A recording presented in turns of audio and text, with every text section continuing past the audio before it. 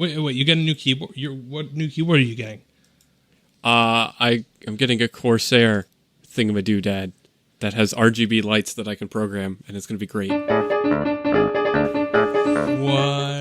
is it a mechanical keyboard? Yeah, it's got Cherry MX Reds. Nice. Not quite as cool as the Blues, but nice. I actually don't like the Blues. I don't like the pushback they give. Incorrect. I'm sorry. Also, I just realized how incredibly dark I am. I'm like a mysterious shadow. If I turn off, I have a desk lamp, and because the iMac, I don't have one iMac, of those. But the MacBook webcam is like, hey, there's some light behind, so yeah, I could try. That doesn't matter. It's fine. It's fine. But yeah, it has Cherry MX Reds, and I can program the LEDs, and it doesn't have the 10 key thing on it. I hate the 10 key pad. I hate that. And it's worthless. I mean, I could have gotten one with it, but I didn't want it. I hate it. 10 key is the best key. What do you want? Like octal? Like what is? I prefer binary. I just put, just a little side thing with a big 1 and a big 0 button. Yeah, exactly. I actually just use a mouse and I right click, left click, type in all my information that way. How do you type in numbers and things on a spreadsheet? I don't often use spreadsheets. How do you budget?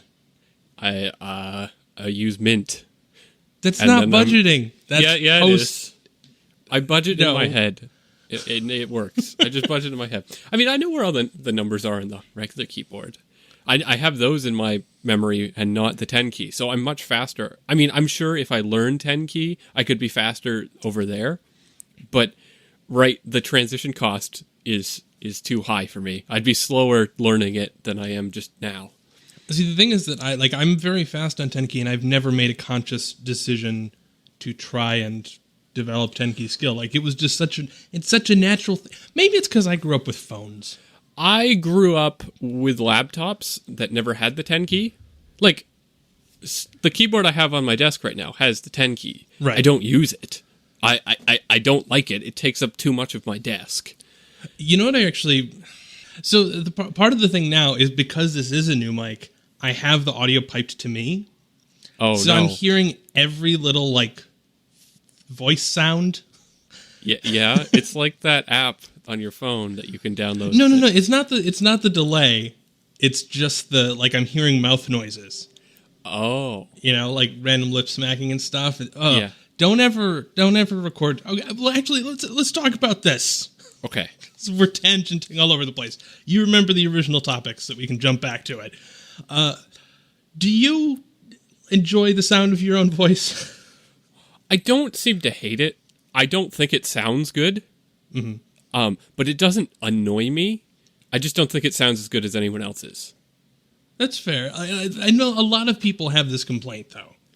Right. That they don't like the sound of their own, particularly when they hear it back recorded. The disconnect between the voice that you hear in your head, which is augmented by this huge, awesome resonance chamber that is your head, versus the external one that you get back. I would want to know, people, does James Earl Jones hate the sound of his own voice? I don't know. Let's call him up and ask him. Or actually, we both have a friend, Declarations DK, who has an amazing baritone resonant voice. Does he hate the sound of his voice? That'd be interesting to know. Let's just ask him on Twitter. We'll both tweet him right now. He should get back to us by the time. Tweet sent. I beat you. I am clearly better at Twitter. Yes, you are. For some reason, the page just took forever to load for me. So you're clearly a pessimist, and I'm clearly an optimist. What? Look at the two tweets we just sent. So I asked Declarations, do you like the sound of your own voice? And you said, do you hate the sound of your own voice? Well, because that's what we were talking about. It wasn't so everybody... Okay, so you didn't ask the right question, though. You just asked him if you like the sound of his voice. I think he knows what I'm talking about. No, because it matters. Liking the sound of your own voice... Well, we'll see how he responds. All right. He's already liked my tweet. He has.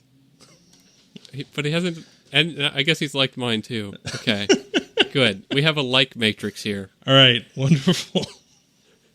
All right. Up to the minute reporting. And let's see what he says. This here, the Code Monkey podcast. Wow. We need the Jeopardy music. Is that open source? Common Creative Commons? No. Can I force you to write a Creative Commons version now? Oh, God. I could, but I won't. It would be terrible. Well, I mean, that's the point. Maybe he's just not going to answer us. I know. This would be... He's just going to like it and just move on.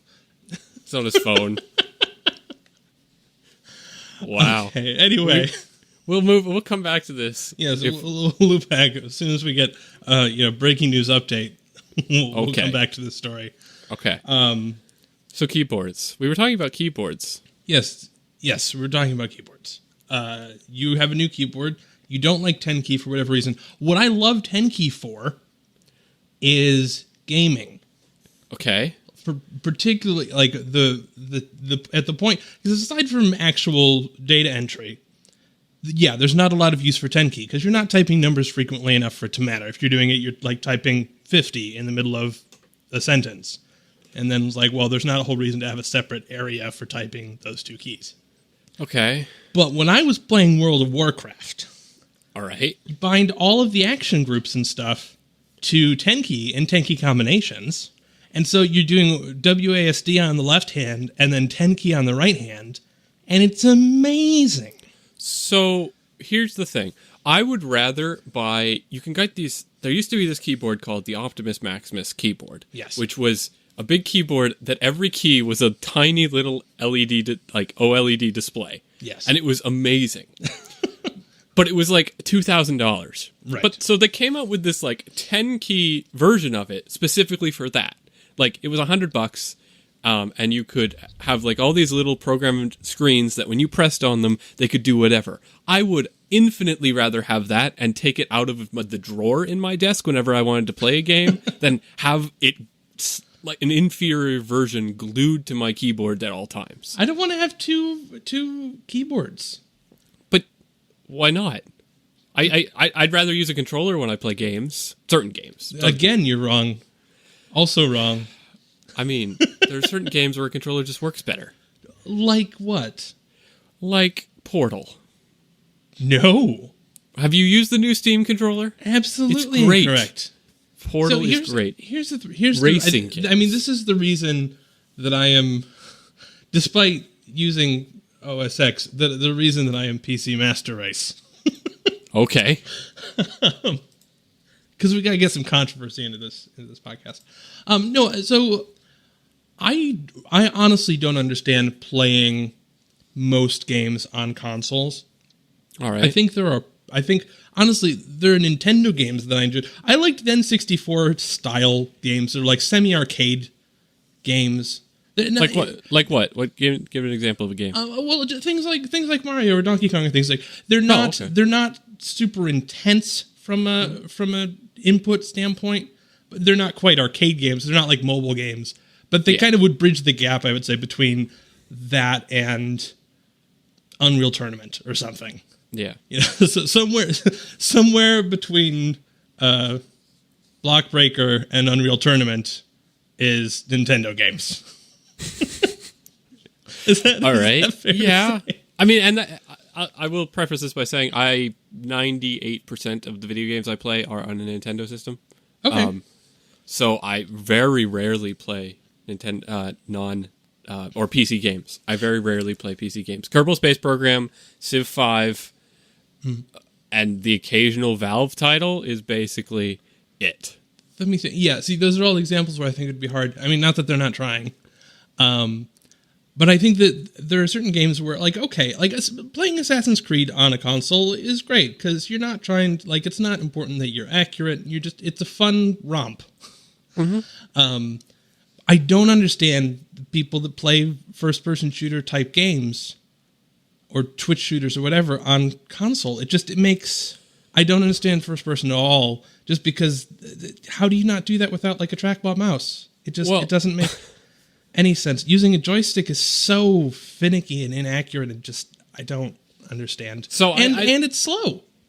It's laggy and slow. You can't. How do your controller isn't wired anymore, so it can't even be fast if you wanted it to be fast. It often is. a lot of the times when I use my Steam controller. But the Steam controller solved a lot of the issues, because I was like, controllers weren't really a good thing for PCs. I'd agree with that until the Steam controller came out. The Steam controller came out and allowed me to play like Portal and Civ 5 with Civ 5 is the number one reason I bought the Steam controller, because it's awesome with, like, you can sit back in your chair, you can lounge back, and you can just navigate and play the game, and it's great. Like, Civ 5 is the number one reason I bought the Steam controller. It's super good. Like, I'm probably going to set up a home theater system when I get my new apartment, and try to get everything back up and running. And I can't wait till I can, like, sit on the couch and play Civ 5 with the Steam controller. So how do you, like, you use the Steam controller and a keyboard? Oh, no. You don't need a keyboard.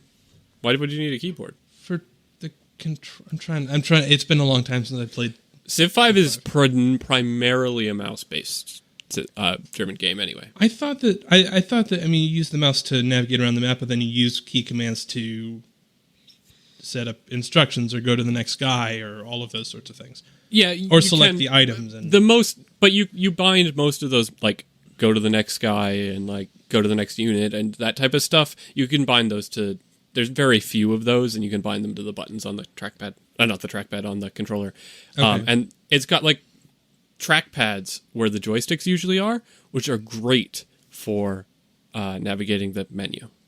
Not the menu, the map. So trackpads I would understand as being helpful for real-time or turn-based. Well, I guess for strategy games. Yeah. I mean, I guess that makes sense. The thing is, it's just I don't understand shooters without an actual mouse. Particularly Portal, the idea that you could play Portal on that just shocks me. I'm thinking about there's that one particular level where you're just flinging yourself up and down repeatedly, and you have to. And the camera's flipping every time that you go through a portal, and so you have to reorient and then and do it within a reasonable time frame and things like that. Yeah. To be able to do that without pinpoint accuracy that you would get with the mouse, and in particular for me, I can't do it with a regular mouse. I have to do it with a trackball mouse. Really? Yes. Because it's so much more precise, and it drives me insane to try and do stuff without that. So I've not played that particular level with the Steam controller. I've played some of it, which are the slower levels. Because I was just kind of playing around with it. I was like, wow, this really works. You're right. That might be an issue. I don't know. Maybe I'll have to go back and try to play that level. Well, I'm interested in... I mean, because Portal is, I guess, an example where some of it is... Well, I guess more than most first-person shooters, it's not a time-sensitive game. I will also tell you, I've only ever played one first-person shooter series, and that is Half-Life. Well, yeah, I mean, but I was thinking about Half-Life, and, like, how would you... Yeah. What if they're shooting at you, though? That's my concern about using a controller. They're shooting at you, so it's not like you can just go like, let me just inch this. Oh no, it went a little. All right, let me pull it back. There we go. I got him in my scopes. I played Half-Life probably a lot different than most people played Half-Life, in that I just turned on a bunch of cheats and just played through the game at a leisurely pace and had fun, like, exploring the world and the storyline. Okay, so what you mean is you didn't play Half-Life then? Well, I didn't play it. I played it on super easy mode.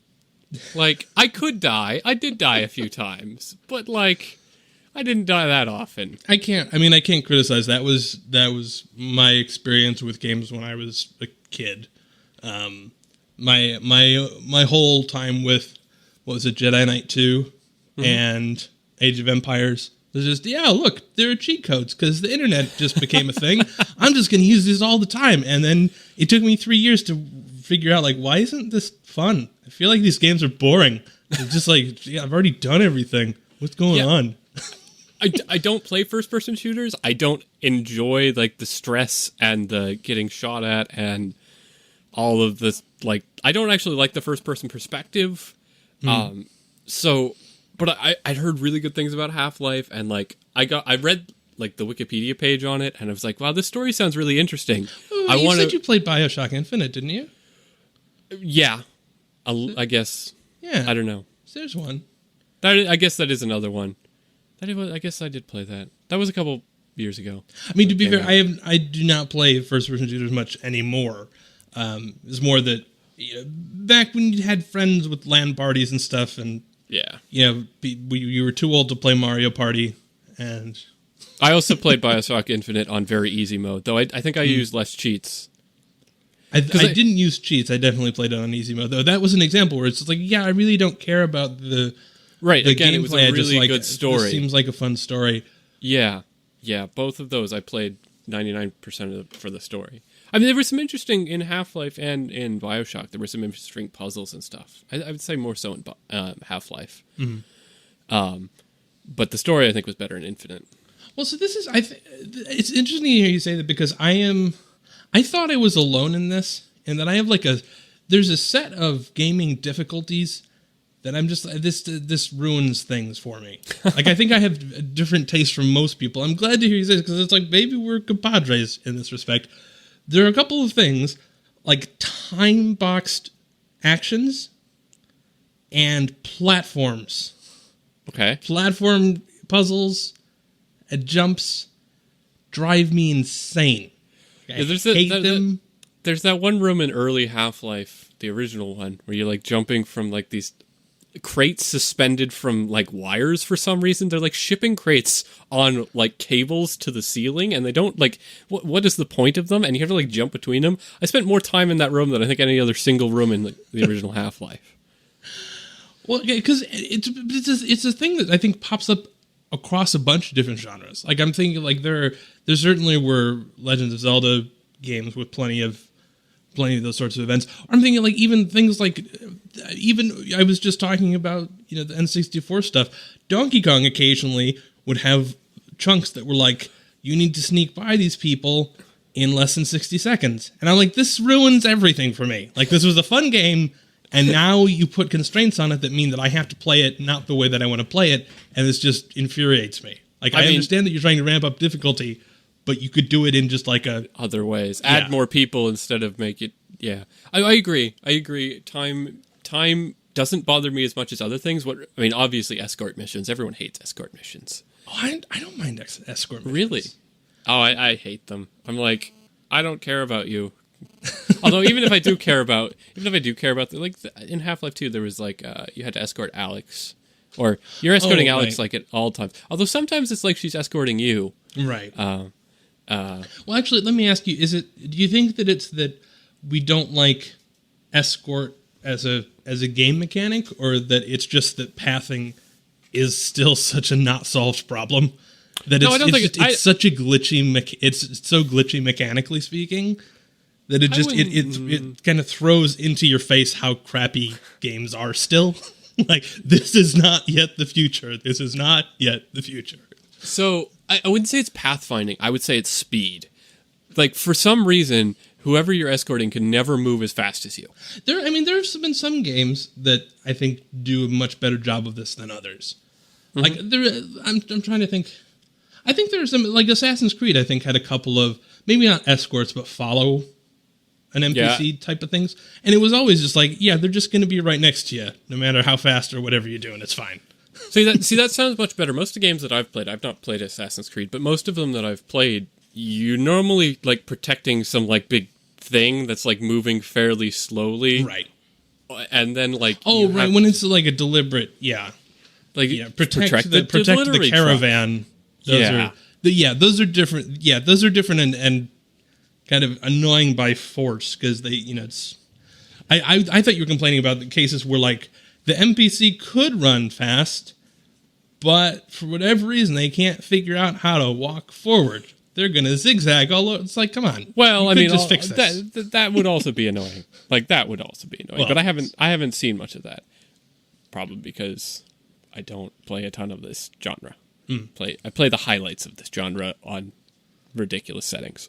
Are there other particular game mechanics that you don't enjoy though?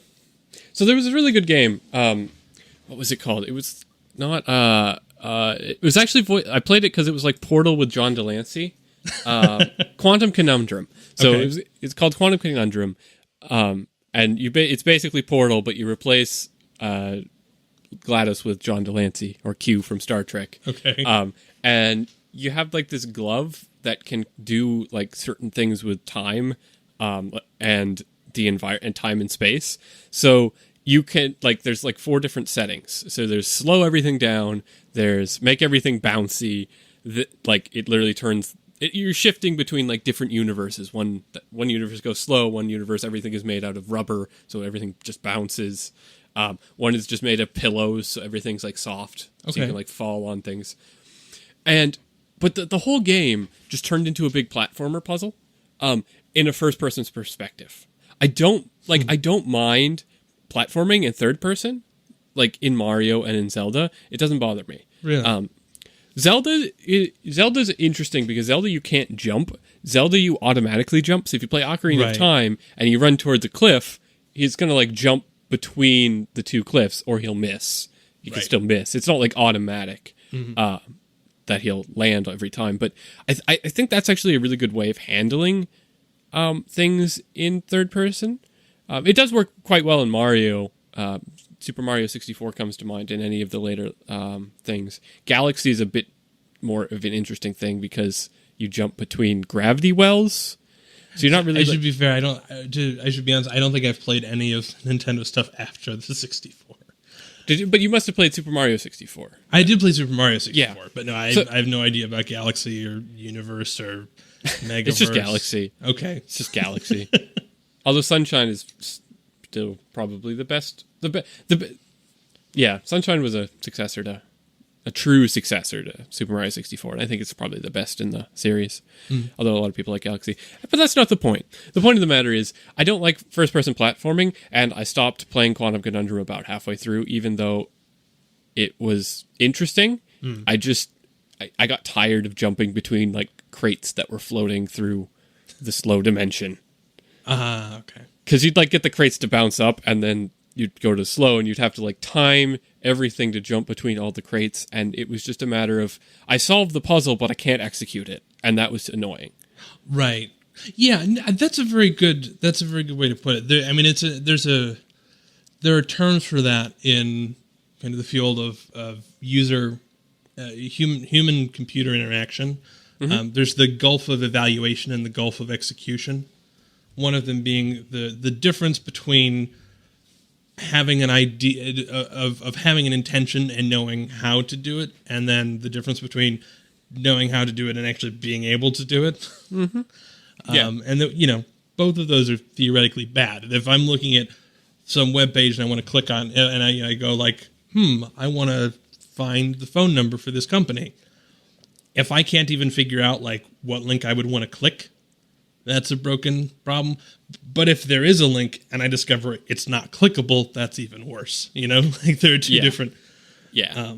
I think that's kind of what you're talking about with, I know exactly how this puzzle is structured. I get it. I just can't do it. But I have to jump between these 2 blocks, and that requires dexterity and skill that really just isn't optimal in first person view. Right. Yeah. Well, I see that would bother me in third person though too. I enjoy solving the puzzles. I don't like. I think in particular, and this is another mechanic that I don't like, and that's because it's often coincident with these because they realize that it's hard. Yeah, is the reset and start you back from the beginning of this puzzle thing. I mean, automatically, you die or what? Yeah, you fell off, but nope. Now you're just at the beginning of this ledge again. Oh, okay. So one, I'm sad because I just lost. Now you're going to bring me back and I have to look at this really annoying thing that frustrated me. To be fair, sometimes they can sort of fix it with checkpoints and stuff. All right, I got a third of the way through this hellscape and now there's just a lot of hell left. Well, 2/3. Well, yes. But, oh man, I don't know. So DK did get back to us. He did. Yes, he said. So DK has said he doesn't dislike his voice, but he doesn't like the sound of it nearly as much as other people seem to. That is fancy. I would have guessed that. I've never really found anyone who's admitted to liking the sound of their own voice. Right. Or thinking their voice is the best thing in the world. It doesn't grate me like it seems to grate some people, but it's not my favorite voice.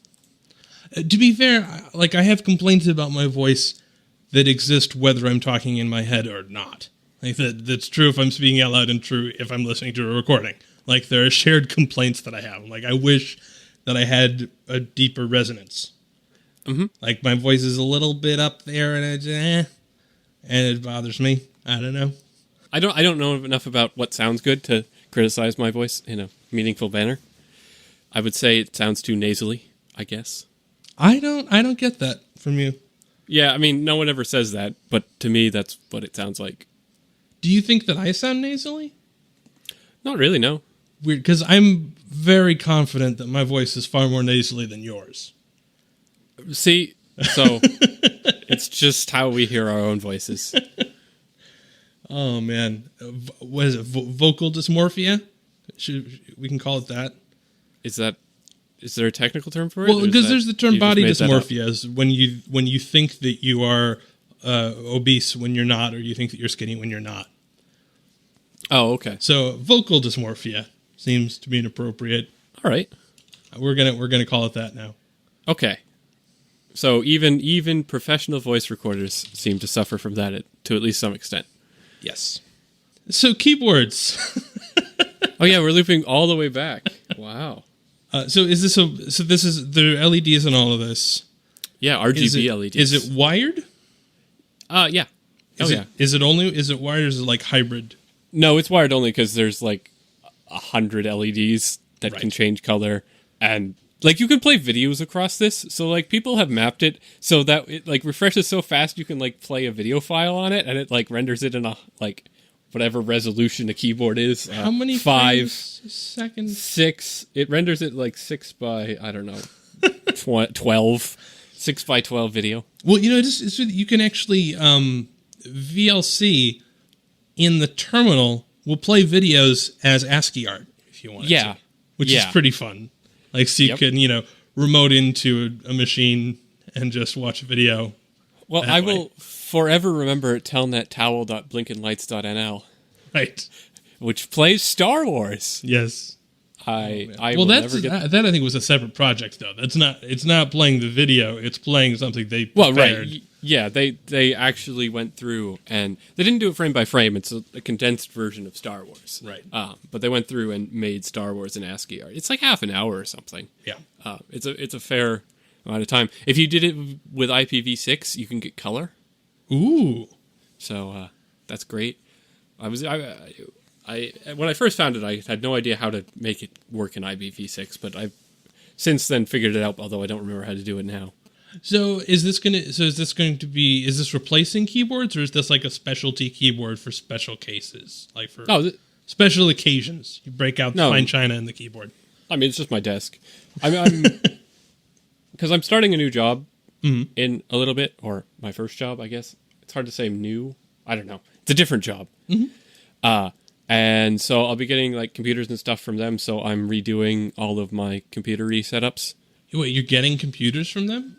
Well, they're just going to ship you several Crays and no, yeah, a Cray supercomputer. Like I'll have a work computer from them, right? So I won't need to bring a laptop with me back and forth. So I'm gonna probably switch out my MacBook for something significantly less powerful, and probably hardly ever use it, and then just have 2 desktops, so one at work and one at home.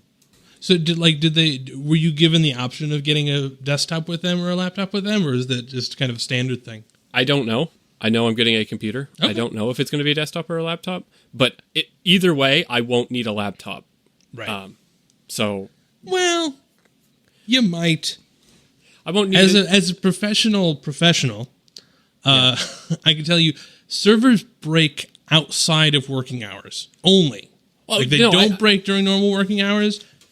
Everything breaks, and it is your fault outside of working hours. This is how software works. Oh, I agree. But it's not like I won't have options. I have like other laptops than the one I'm recording on, and smartphones can do a lot nowadays. That's true. But if you have a wired keyboard, what good is that? So I love my keyboard because it's better than your keyboard because it is Bluetooth, which never happens. It's Cherry Blue and Bluetooth, and can be paired with 5 different devices, and can become wired if I want it to be. Yeah, but it doesn't have like the ability to play videos at a 6x12 resolution. It doesn't. Well, so here's the thing about LEDs, though, and I guess this is probably different for almost everybody else. But so I live in my room. Yes. Because I have a studio apartment, so I have the one room. Yeah. What I found when I had an LED keyboard, because I had a cheapy LED keyboard, it was just kind of white backlit and stuff. And what I discovered is that I would go to bed, I'd lie down, set my sleep timer and stuff, and ready to fall asleep, and then I realized there's this glow emanating from over around the desk area. Right. And then I had to get up and go over and turn it off. And that was just, there's no value in that. See, that's the best part about having this being like a scriptable keyboard. I can have like macros and stuff. Even if I forget to like set a timer or set like a schedule for it or something, I can just SSH into my desktop from my phone and run the turn off the keyboard macro. And I don't have to get up. Well, so the other thing, though, that I wonder, you probably should, because we've talked about touch typing before, even if you're not touch typing, why should there be any LEDs on the... You should never be looking at the keyboard. They should be invisible. Like, there's no... Like, it's almost weird that there are printed labels on the keyboard. Yeah, but pretty. I was going to buy a mechanical keyboard anyway, and this particular one had really good reviews and was on sale. And I was like, well, why not? Well, I'm not heckling your purchase. You're welcome to waste your money on whatever trivial crap you think is appropriate. I know. No, I mean, if it makes you happy, that's great. Do you have projects in mind? Oh yeah, I have some things I want to do. Because like you can have it so that way when you have like different applications, like it only has Windows software, but there's like open source libraries and stuff that you can download to have certain things do certain stuff on OS X and Linux because I don't know, people like to write things like that. I have some ideas of how I want the keyboard to like react to different applications. So I'm actually thinking of having the keyboard not always do like when I press O, not always have it type O.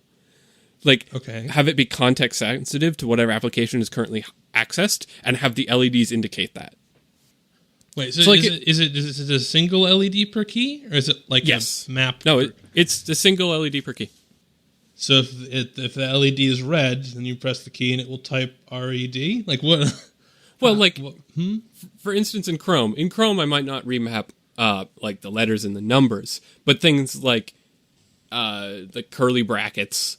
I don't often have to type curly brackets into Chrome. I can have those like get tied you will. You just wait. Stack Overflow plus curly bracket something and curly bracket.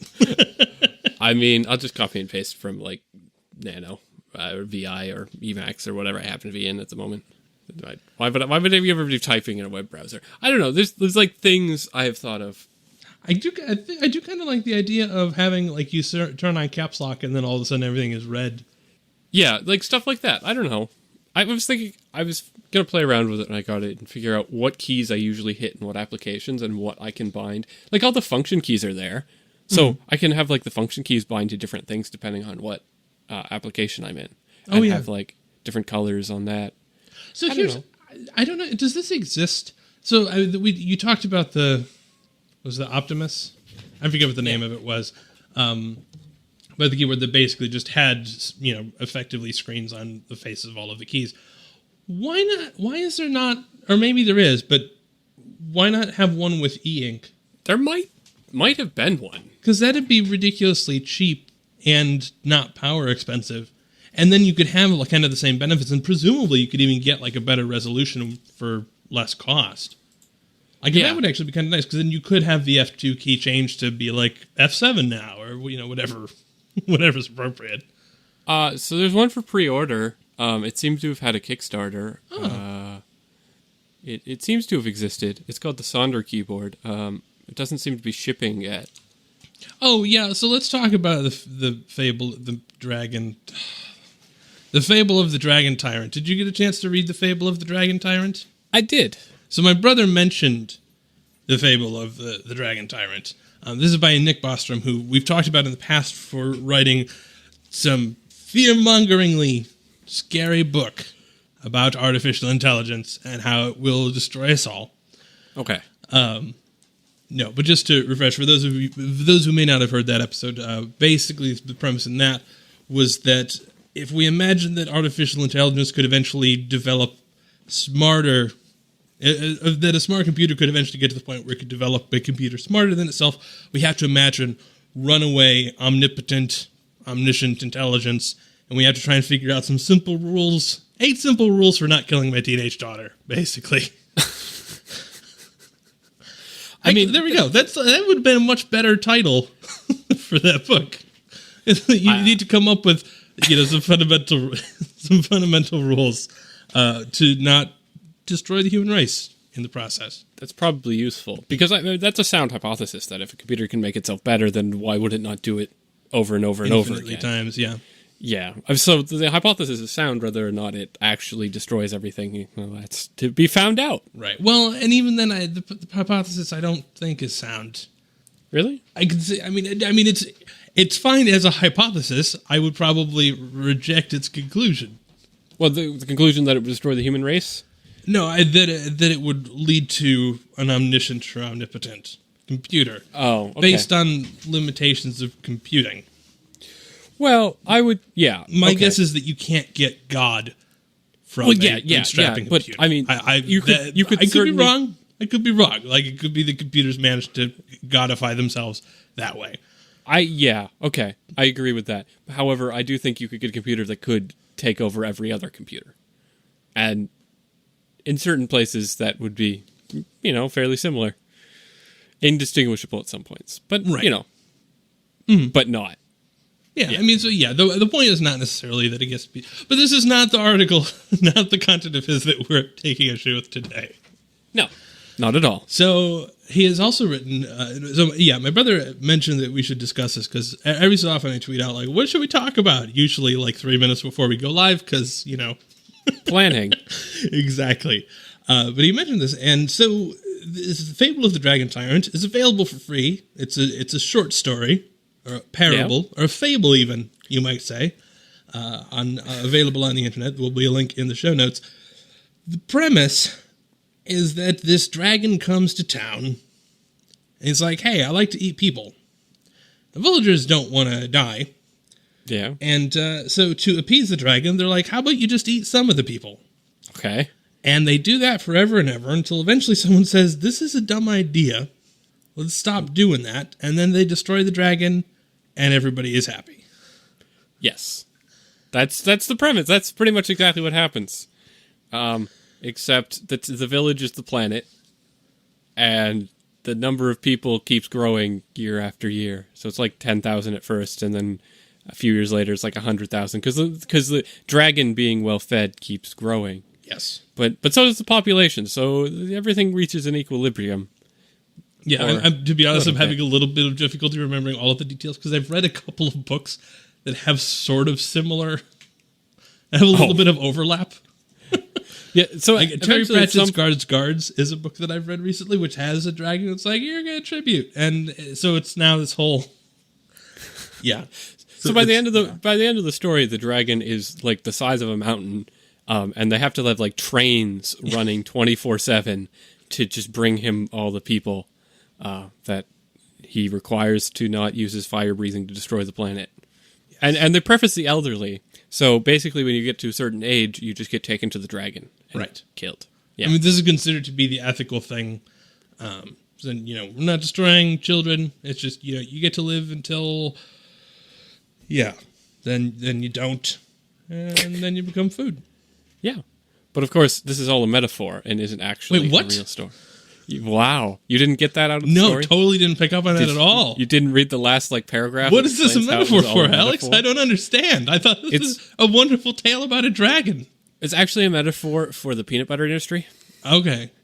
So, which just, as it grows larger, just destroys more old people? Yeah, right. Because I'm following you. Peanut butter is hard to eat. It gets stuck to crackers and things. And so it gets stuck to teeth of the elderly. And they can't eat it, and then they choke. And it's a terrible, terrible problem. So we need to raise awareness for peanut butter suffocation. Okay, so can I take it by both of our attitudes that we did not find this to be like a particularly useful parable? Well, I mean, I guess so. We should explain. Basically, this is Nick Bostrom's argument against the acceptance of senility. Well, the dying of old age. Senility. Of dying of old age. Well, yes. Because the way that I picked up from the end I'm sorry, senescence. I meant senescence. Oh, okay. I'm dumb. Words. It's like, it's not necessarily because it's going senile. It's against dying. Right. Well, yeah. I mean, I think it's probably both. Like, nobody wants to be like, hey, I would like to live 1,000 years, but 900 of those on a ventilator. Like, that's not like what... That's not like, oh my God, the future's here. Probably true. I mean, but to be honest, I don't know. I mean, it might be up for that for a while. If my mind was perfectly functional and like I could browse the internet and write. Yeah, but that's. I mean, then why have a body just digitized? Yeah. Yeah, then I could just get a VR headset. Exactly. Then, that's fine. I'd be okay with that. But I mean, the point though is just I don't think we're looking for like, yeah, I'd like to live 900 years of very low quality of life. Yeah. Like however you want to measure quality of life. Yeah. Anyways, I mean, we kind of vastly oversummarized, and you're welcome to read this story for yourself. The end of it kind of goes through this whole idea of it takes them years and years of research, and people had proposed trying to do something about the dragon before, and they're like, nah, it'd be too hard, it'd take too long. There were those who argued that trying to defeat the dragon deprived people of the appreciation for their pre-dragon eating life. Yeah. And that this is kind of destroying a whole culture by trying to do something like this, which I don't know. This article, this story did not resonate with me particularly well, just because it seems so transparent. What were your thoughts? Well, I thought it was interesting. I wouldn't necessarily say it was transparent. I could tell it was going to build to something. I wasn't quite sure what it was building to till quite the end. Like, you could tell it was clearly a metaphor for something. I didn't quite catch on that it was a metaphor for, like, people dying of old age, and we can't just accept that. We need to be putting money and technology and effort into trying to stop it. But I don't understand the point of it, because I'm pretty sure there are plenty of companies that are working on it, and I'm pretty sure they're fairly incentivized to do so. So, is it sort of a rally cry for like everyone to devote all of their resources and time to work on life extension methodologies? The thing that I got from the story, and particularly his wrap up of like, by the way, this story is about old people, was that he seems to have this perspective that there is a lot of resistance to living forever, or even just an extended period of time. That there are religious protestations and there are cultural protestations that this is playing God, that this is not that this disrupts the sanctity of life, and this will cause us to not appreciate that the brevity of our own lives are what gives our lives meaning, and by trying to trying to do away with old age. You are diminishing that.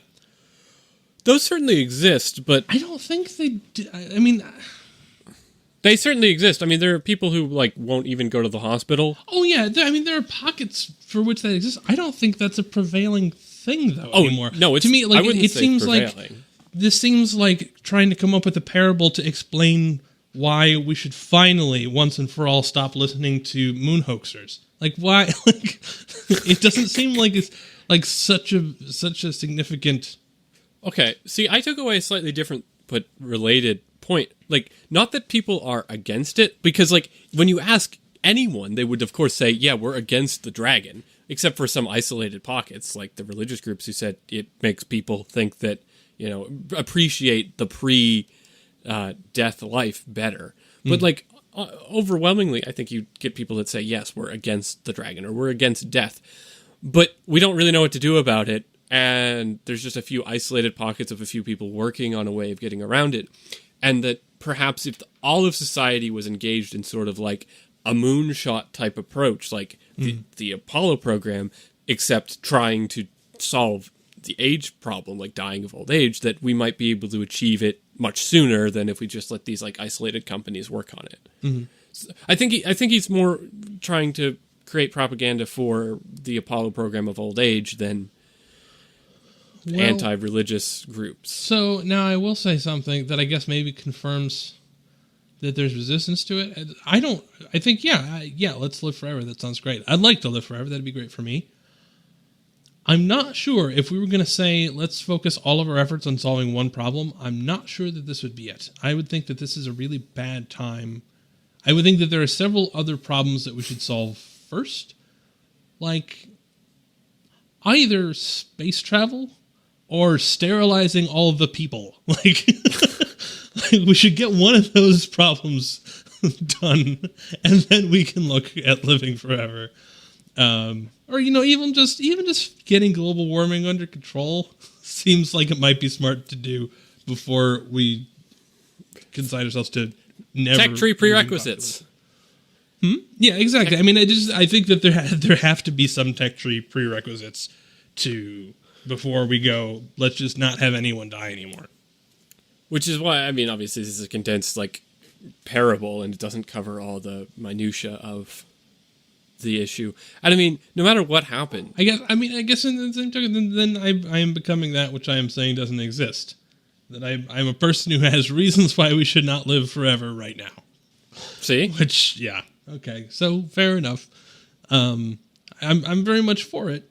I would be probably more in favor of let's get to the point where we can digitize consciousness at a certain age, and then be like, I will live in meat space until 70, and in the internet until the end of time.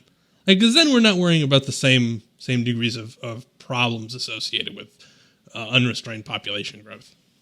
Yeah, that's true. But if you want to talk about society as a whole having problems with something, they're going to have a problem with that. 90% of people are not comfortable with that idea. Right. Well, and actually, we should talk about why is this not on our show notes? This is the transporter paradox, but just a special case of it. Yes, there are many videos that have gone up very recently. Well, at least two. Minute Physics and CGP Grey and Vsauce 3 have all made videos about the transporter paradox. Did not see Jake's video on that. Oh, Jake's video is very, very good too. In fact, there were some additional videos about that because he made this video and it was ready to go up, and then Gray's video went out that day. And so he made a video I don't know what to do. Gray made a video replying saying yeah, that really sucks. But I would say, man, probably put it up. Oh, I didn't see any of that. Yeah, you're totally out of the loop here. I may have accidentally unfollowed Jake on Twitter. I've been at 99 people on Twitter, and I couldn't figure out why. Because I follow exactly 100 people. I bet it's Jake. I couldn't figure out who I accidentally unclicked on. Okay. But anyway, the gist of the transporter paradox is, so you get into a transporter, you beam down, that person maybe isn't you, and is just a person that thinks they're you, and instead that person is Thomas Riker instead of Will Riker. And that there's effectively no way to know. Mm-hmm. And so, because basically the idea of a transporter is that you have matter, you disassemble it into energy, you transmit that energy, and you reassemble the pieces. So, if we take apart a human being and then put them back together again after transporting them around, are they the same person, or are they just a person that acts like the same person and has the same memories, but maybe the original was completely destroyed? Are they just a clone that was sent to some other side of the galaxy? Right. Though Gray starts to lean into this direction of talking about the idea that, well, this is kind of also true for, life moment to moment. Yeah. That there's really no, just in the same way that there's no way for us to tell whether or not the person who teleported is a new person or not, there's really no way for you to tell that the person who is listening to this podcast is the same person who started listening to this podcast. because over time our bodies like process food and get rid of old dead cells and replace them with new cells. Like, is it a myth, or is it actually like every 7 years, like every cell in your body has been replaced? I'm not sure. I think that neurons have a longer shelf life. I think there is some time period over which everything gets replaced, but I think it may be slightly longer for neurons.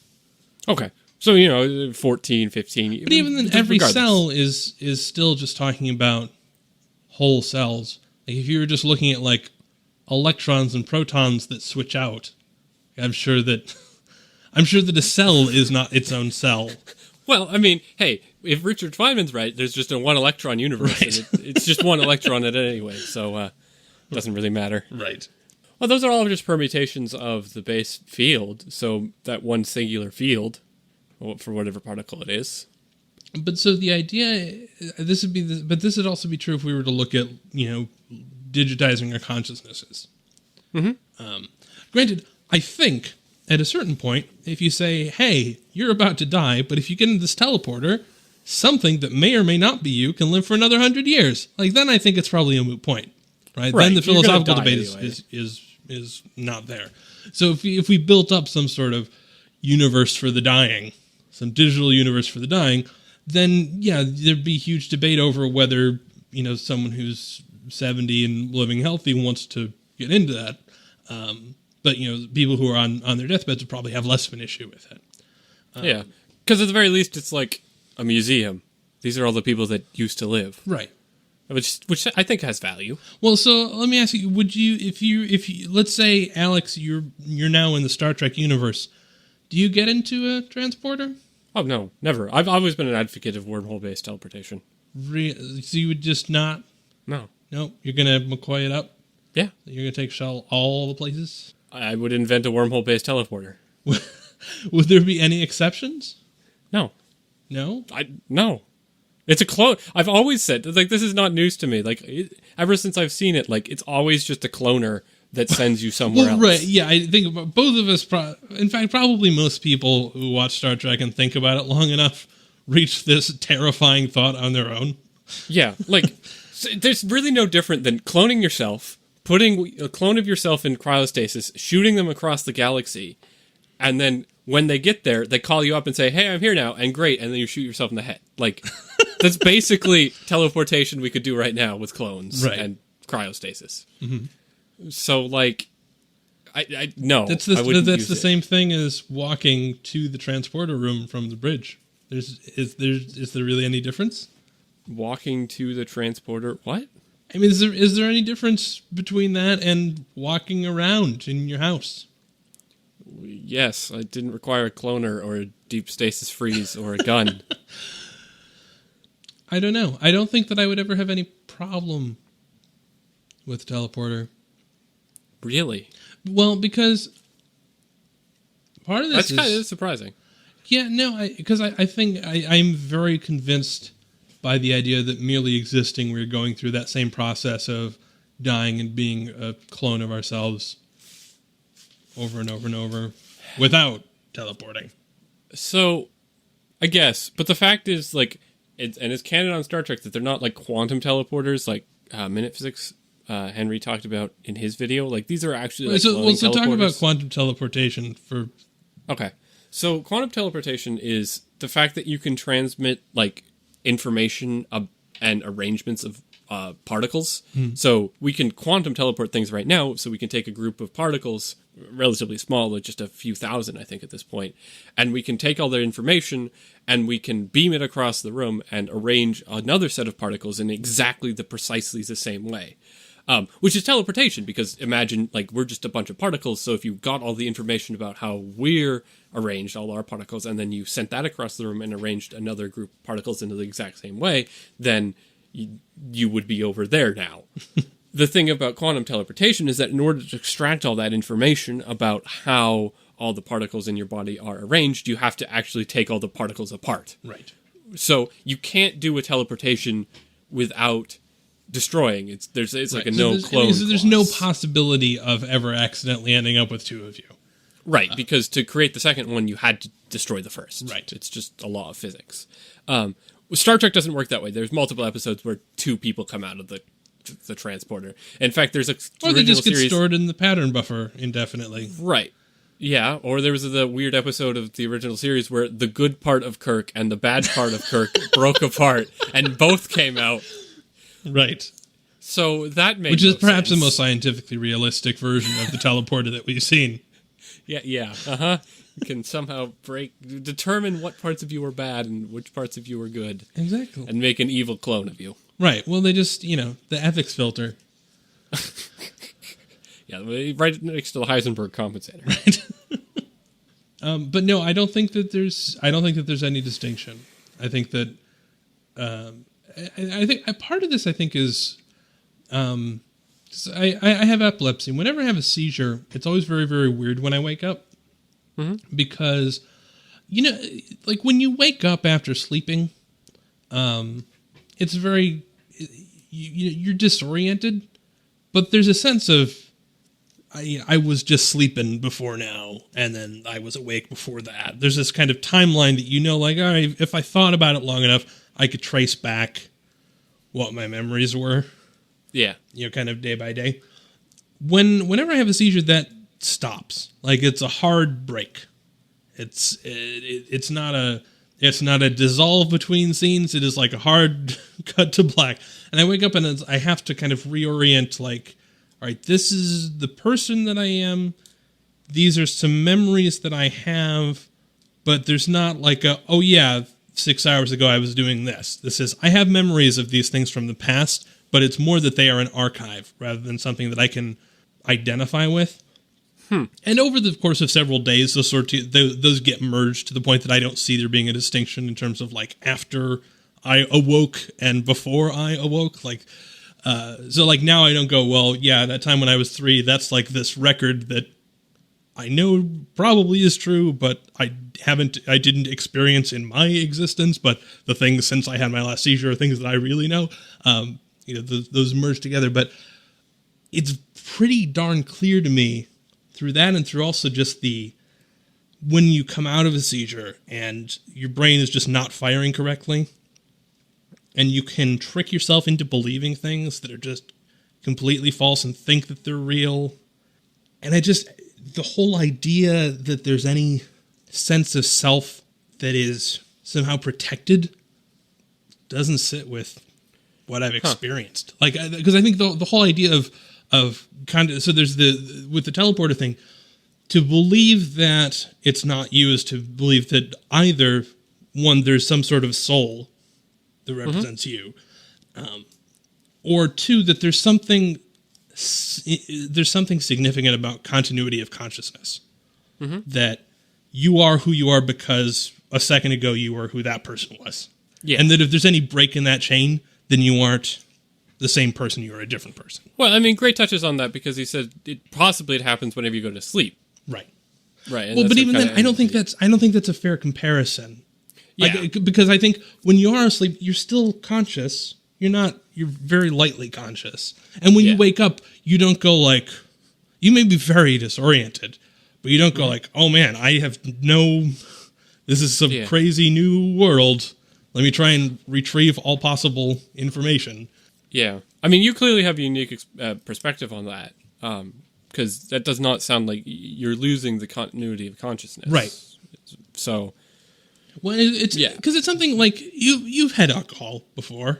Yeah. And I'm sure that you've enjoyed, like, as an intellectual person, I'm sure that you've enjoyed inspecting what your brain is like.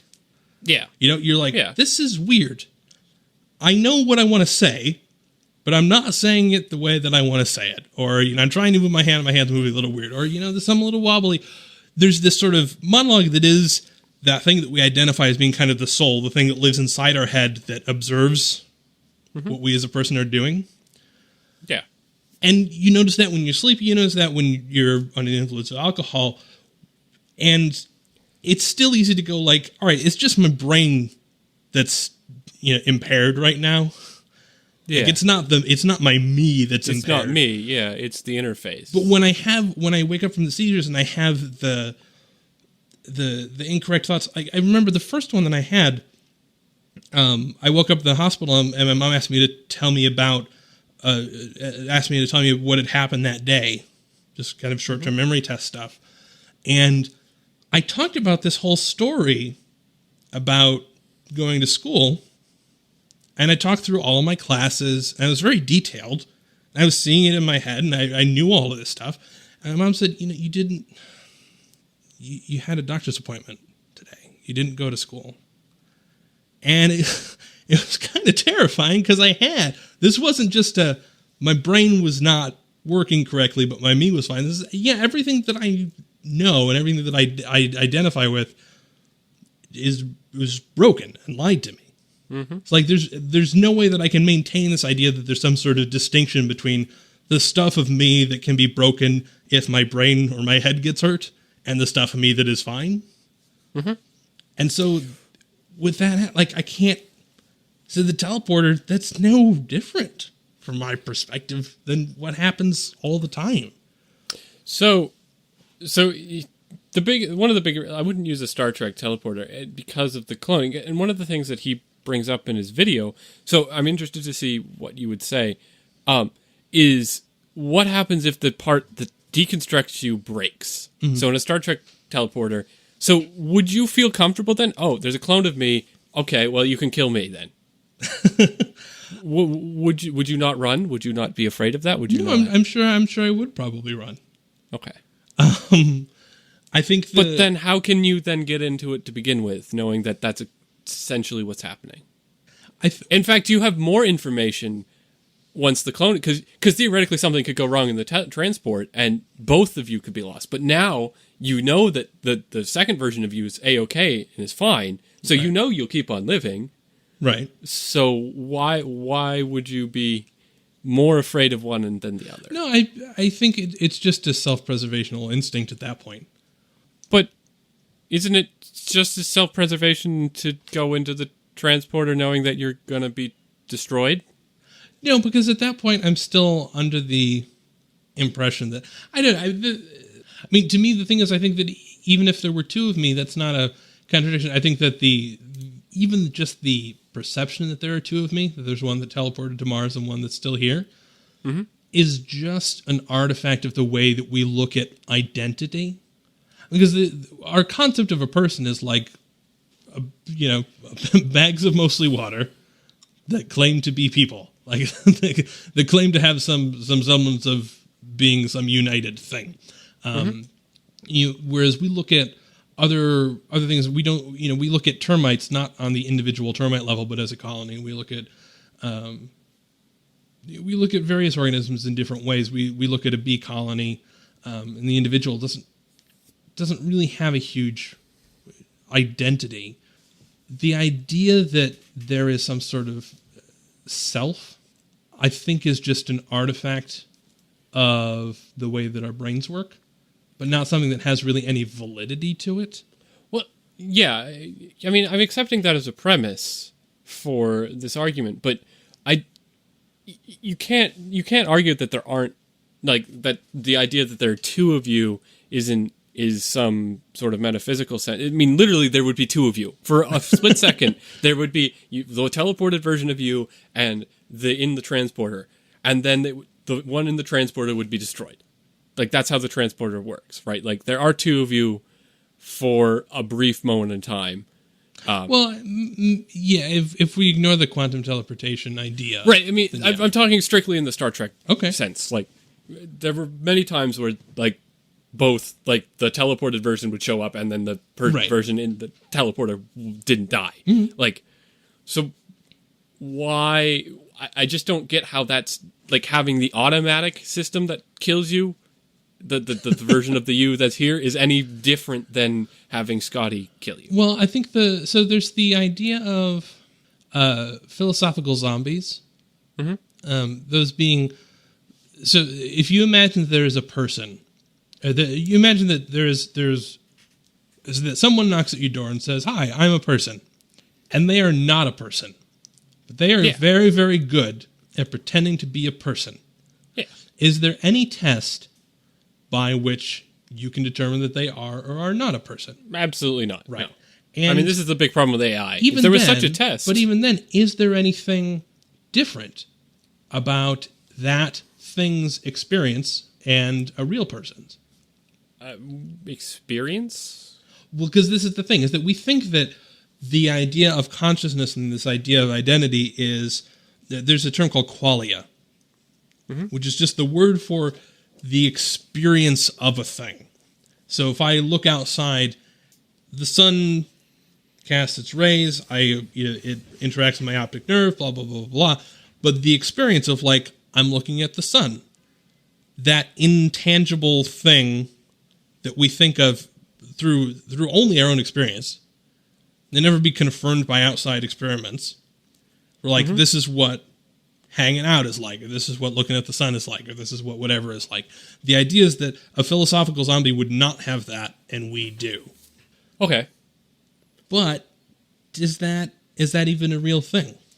I'm not even sure. This is like an unanswerable question, right? Like, well, because we can't be certain that everyone around us isn't a philosophical zombie. There's nothing we can do to say that anyone's experience is anywhere comparable to ours, and that people just respond to say that it is similar. Right. But we assume that everybody is a person, right? Because it makes it easier to have them not punch us in the face. Yeah. And to have empathy and to imagine people complexly. Right, exactly. So if you had a philosophical zombie and you said, I'm going to destroy you because you are not actually a person, do you think it would be just cool with that? Probably not. Yeah, right. And if you had some sort of android that declared itself to be conscious, and you said, we are going to teleport you, we're going to disassemble you and download your source code and put you into another android body on Mars, do you think it would have any qualms over that? I don't know. It would. Probably. If we assume some sort of perfect some perfect human mimicking AI, it would very much object to that. And yet we could see from the outside, because it, by virtue of not being a person, we have an actual outsider perspective. We can go, yeah, there is nothing distinct about this machine, about this pairing of hardware and software that makes it alive. Right. And yet it could still say that to download my software, transport me over piecemeal to Mars, and reinstall stuff is tantamount to murder. And there'd be no way to distinguish that from me saying, I don't want to get in a teleporter. I agree with all those arguments. But I still think it's dodging the central question is why is the automatic teleporter destructor any better than a manual teleport destructor? Like, why is the final sequence in a teleporter, why are you okay with that? Like, you get in a teleporter, a clone is made, and then you're destroyed by the teleporter. Mm-hmm. Why is that better than you get in a teleporter, the clone is made, malfunction, you didn't get destroyed, oh, okay, wait a minute, let me just get out my phaser and manually kill you. Like, why? There's no difference there. There's no philosophical difference. No, I think there absolutely is. And that is that, I mean, this gets into the question of morality and whether or not we can have any sort of scientific understanding of morality, or whether it's the sort of thing that has to be relegated to religion. But to the extent that something can appear to suffer and we can mitigate that, then we can favor actions based on a consequentialist perspective. So if the robot says, please don't shoot me with a gun, I feel pain, then it's more ethical for us to not shoot the robot with a gun, rather than just being a non-action. Even if we can confirm that, yes, this is an artificial being. And so if I'm being shot with a phaser, that is distinctly different from being disassembled in some premeditated, happy way. Okay, so let's say that they have a special phaser on hand in case of this issue that causes no pain. Like it's quicker than a normal phaser or whatever. It's like it's plugged into the wall, so it has more energy to just be like instantaneous, no pain, same way that the regular phaser is. So like it's a painless process. It's like they've measured like the brains of things that died while using it. They register no pain. Like, so it's no more or less painful than the teleporter would be. It's just not the automatic end sequence. Well, then no, I don't think that is any different. Okay, so there are things that I can throw at you to make you have to add more things at this. But I mean, because there's the one of like, well, because then you're making a person murder me. Which is also there's but I'm saying that's not any different. I now have to anticipate this in a way that I didn't have to before. If you made it such that it was indistinguishable from the automatic process, then yeah, it's not different from the automatic process.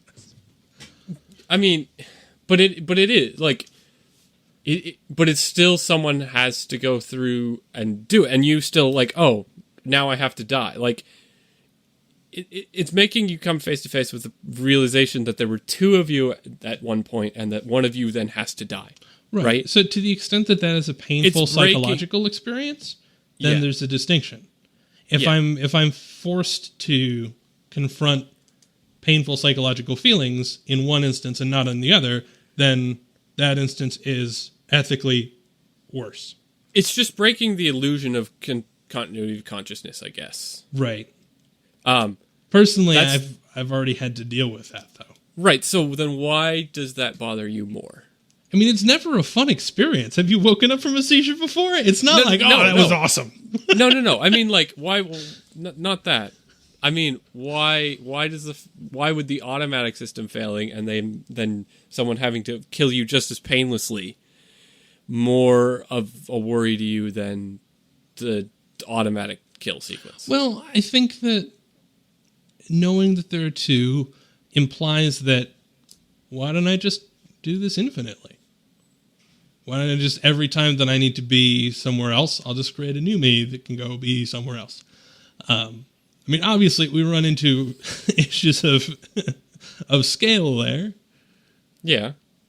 But, I mean, I guess, so the first question is whether or not it's possible for there to be two of you. In the Star Trek world, it is. So we're taking that as a given. I would say yeah. I mean, if you accept that creating perfect particle duplicates is a clone, I would say that, assuming you can get over the Heisenberg compensation issue, that there's no reason you couldn't really fast 3D print an exact particle duplicate. That's a pretty heavy assumption, though. Yeah, it is. I mean, if you wanted to just assume that, quantum teleportation is the only teleportation ever, then I have less of a problem with that. I still don't think I'd ever use it, but I have less of a problem with it. Knowing that you could never wind up with the Riker situation where... Well, I mean, I think if we were in a world where you could end up with two of you, I think we wouldn't consider the thing to be a teleporter in the first place. Yeah, we probably just wouldn't design it to destroy people. A long range. You're gonna... Though I could see there being like a cultural stigma. Like you'd eventually have like, oh, you're a 3. Like you're a copy of a copy. Or us having some sort of... I could imagine some sort of dystopian world where the version of you that was the clone, you would send a clone to Mars, and it would go around, and then the expectation was that the clone would be very short-lived. Yeah. So, but yeah, I mean, cloning's a whole other ethical ballgame, right? Really. But knowing that cloning isn't possible, like by the laws of physics, like you're either gonna make it there or you're just gonna die. Like there's no like. A clone makes it, and it's like there's two possibilities. You either appear there or you don't. Or there's 3. You either appear there or you don't, or you're dead. Like that's it. It's very cut and dry. Right. That's a little bit more comforting, but it doesn't sound comforting the way you're putting it. No, it doesn't.